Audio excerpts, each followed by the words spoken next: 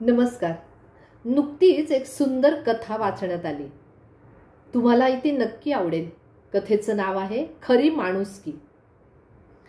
शाळेची घंटा झाली. सर्व मुले आपल्या वर्गात येऊन बसली. बाई वर्गामध्ये आल्या. एक साथ नमस्ते म्हणत सगळ्या मुलांनी बाईंना नमस्कार केला. बाईंनी हाताने खूण केली सगळ्यांनी बसण्यासाठी आणि त्या म्हणाल्या, अरे बाळांनो, मी एक नवीन बूट आणलाय आणि तो मला एका मुलाला द्यायचा आहे.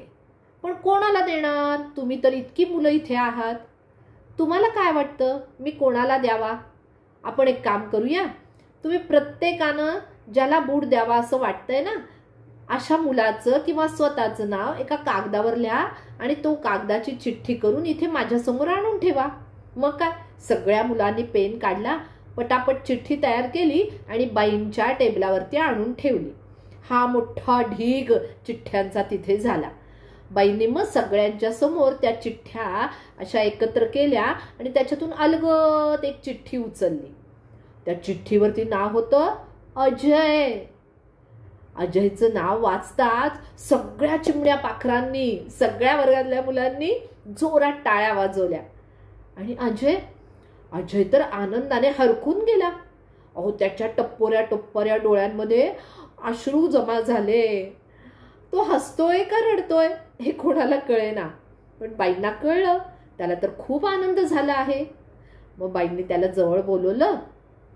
त्याच्या पाठीवरून हात फिरवत त्याला नवा कोरा बूट दिला.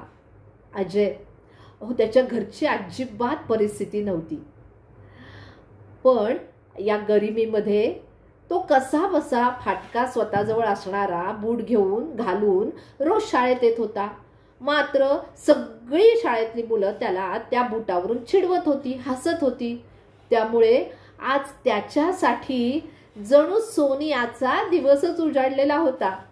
अत्यंत आनंदाने ते बूट हातात घेऊन तो नाचतच आपल्या जागेवरती जाऊन बसला. शाळा सुटली.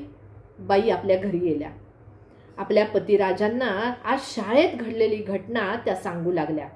अहो ऐका ना, आज मी एक नवा कोरा बूट खरेदी केला आणि शाळेत घेऊन गेले, पण तो कोणाला द्यायचा असा प्रश्न विचारला आणि सांगितलं मुलांना की कोणाला देऊ त्यासाठी तुम्ही चिठ्ठ्या करा आणि माझ्यासमोर आणून ठेवा.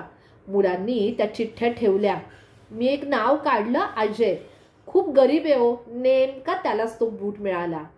पण असं म्हणून त्यांच्या डोळ्यातनं अश्रू वाहू लागले. त्या रडू लागल्या.